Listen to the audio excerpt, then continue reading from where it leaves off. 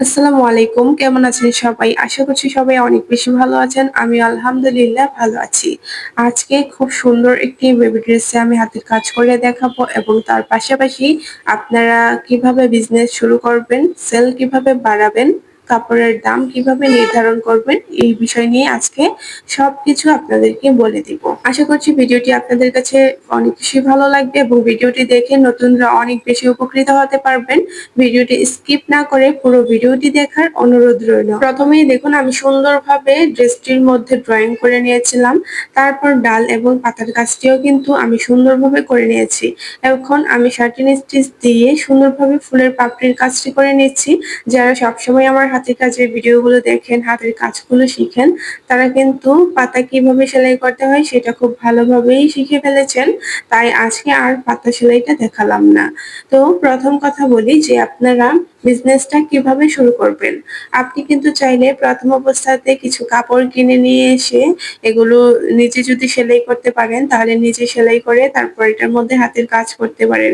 আর যদি আপনার মেশিন না থাকে, মেশিনে যদি সেলাই করতে না পারেন তাহলে আপনি যেকোনো টেইলার্স দিয়ে সুন্দরভাবে ড্রেসগুলো সেলাই করে নিতে পারেন। তারপর কিন্তু এগুলোর মধ্যে আপনি হাতের কাজ করতে পারেন।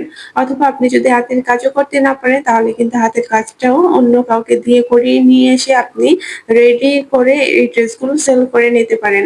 পুরোটাই যেন আপনার নিজের কাস্টমাইজড করা থাকে। তবে কিন্তু বিষয়টা অনেক বেশি সুন্দর হবে এবং ড্রেসগুলো খুব তাড়াতাড়ি সেল হয়ে যাবে। ড্রেস সেল হওয়ার জন্য কিন্তু আপনাদেরকে প্রথম কাজটা করতে হবে, সুন্দর, সুন্দর কোয়ালিটিফুল ড্রেস নিয়ে আসতে হবে। যেটা অন্য কেউ বানায়নি বা অন্য কারো কাস্টমাইজড করা না। এরকম টাইপের কিছু ড্রেস আপনাকে নিয়ে আসতে হবে বা আপনি যদি নিজে তৈরি করতে পারেন তাহলে আপনাকে তৈরি করতে হবে। তাহলে দেখবেন যে ড্রেসগুলো খুব তাড়াতাড়ি সেল হয়ে যাবে। এখন আমি সেলের বিষয়ে বলি, সেল কিভাবে বাড়াবেন? প্রথম অবস্থাতে সেল না হতে পারে, এটাই স্বাভাবিক। প্রথম অবস্থাতে যখন আমি ড্রেসগুলো রেডি করেছিলাম, আমার ড্রেসগুলোও কিন্তু সেল হয়নি। তো ১ দিন, ২ দিন, ৩ দিনের দিন যে আপনার ড্রেসগুলো সেল হয়ে যাবে বিষয়টি কিন্তু এমন না।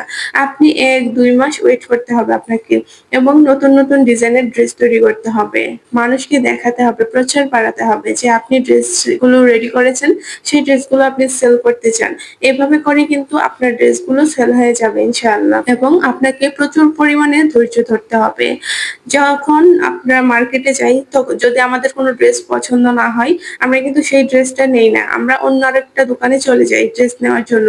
ঠিক তেমনই কিন্তু আপনাকে কাস্টমারের মনোরঞ্জন করতে হবে। যেন কাস্টমাররা আপনার ড্রেসগুলো দেখে পছন্দ করে এবং সেই ড্রেসগুলো নিয়ে নেয়। আশা করছি আপনাদেরকে বোঝাতে পেরেছি যে সেল কিভাবে বাড়াবেন।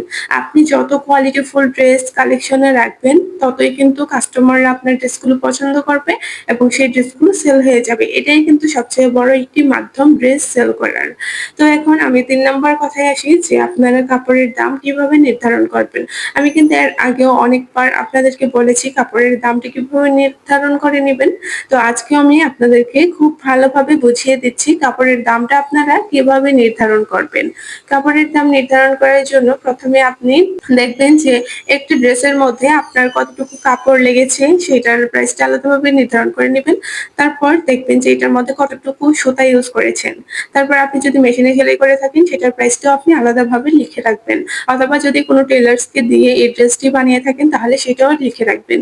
নিজে কাজটা করেছেন বলে যে এটা ছেড়ে দিবেন বা নিজের কাজ তাই প্রাইসটা রাখবেন না, বিষয়টা কিন্তু এমনটা কখনোই করবেন না। কারণ আপনি প্রথম অবস্থাতে ২-৪ টা ড্রেস বানাচ্ছেন তাই নিজে হাতে বানিয়ে ফেলতে পারছেন এবং কাস্টমারের কাছে সেল করতে পারছেন।